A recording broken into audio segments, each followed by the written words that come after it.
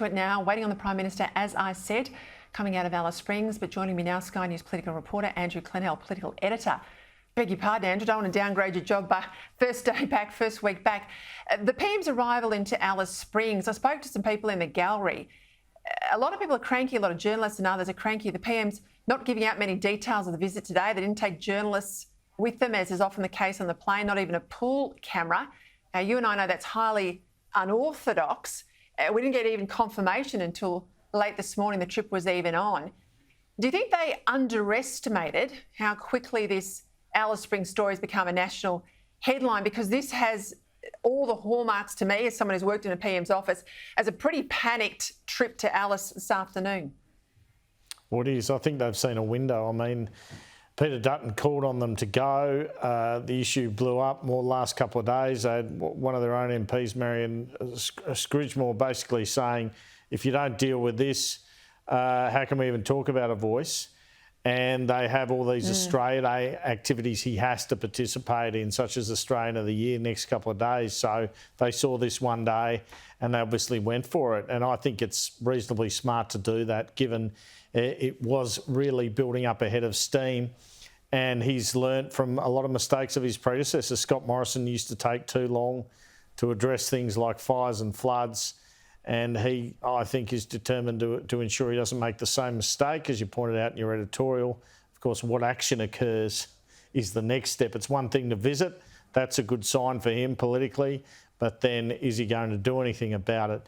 And, yeah, his press conference is due about past. It's my understanding. So in about 15 minutes, Peter. And it will involve the Northern Territory Chief Minister and Marion Scrimgeour and Linda Burney and Pat Dodson and Malandiri McCarthy. So cast of thousands, really. But I think what's interesting there is he's got the Chief Minister with him. And you saw with Matt Cunningham, yeah, let me just jump in there. Just on the Chief Minister, it is interesting that you've got Marion Scrimgeour, when she gives her first speech to the Parliament after the election. She's just been elected to replace Warren Snowden, a long-retiring Labor MP for the seat of Lingiari, which picks up Alice Springs. One of the things she said from the get-go in Canberra was, we've got to put these grog bans in place. She's been supportive of other measures, similar support across the aisles with Jacinta Price. But we had the Chief Minister today, she's a white fella, not a black fella, saying that we're not going to go back to those grog bans. Now, what's the point of a voice if you've got Aboriginal voices now? These are parliamentary Aboriginal voices, and they're not being listened to. Well, this is why I find it interesting to appear with the Chief Minister. I think he should appear without the Chief Minister, because it seems to me that even his own MPs are pointing the finger at the Northern Territory government for not doing enough. But I guess they're of the same political colour.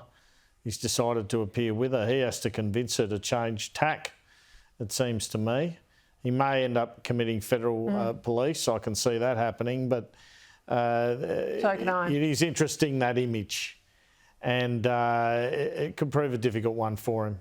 I mean, these territory governments, they're like local governments, really, aren't they? Are they equipped for what is developing to be an emergency there? And I think there's a reasonable argument when Peter Dutton and others say they're not. They're not, but of course the financial bill for these territory governments, the NT obviously is the case in point, is footed by federal taxpayers. So Anthony Albanese can't avoid this issue. I mentioned at the top of the show polling today in the Sydney Morning Herald that shows there's been a drop in support.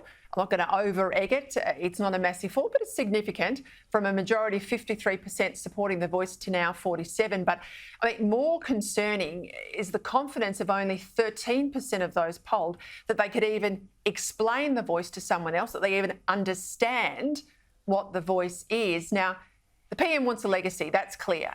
And the longer this year we talk about the voice, we're not talking about rate rises for mortgages, we're not talking about economic issues here in Australia, which we anticipate are going to hit hard. But the detail is killing him, or the lack of detail at the moment. Long way to run on this, but how would you score him this week? Well, there is a long way to run. I'm not even sure that many people are paying attention, but it's becoming abundantly clear that he needs to improve the sales job and needs to improve it significantly. And there are two things which are going to determine this vote, Peter, and it's going to be Anthony Albanese's performance and what Peter Dutton does.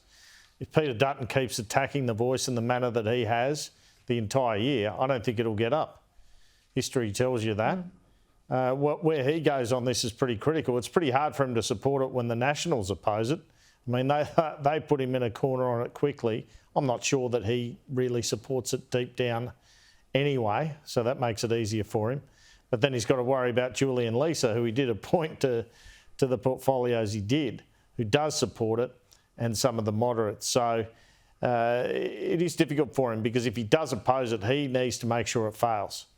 At the same time, Anthony Albanese's put such store in it that if it were to fail on his watch, he will really weaken himself. And that's interesting. He's basically set himself up for a second election campaign in 2 years.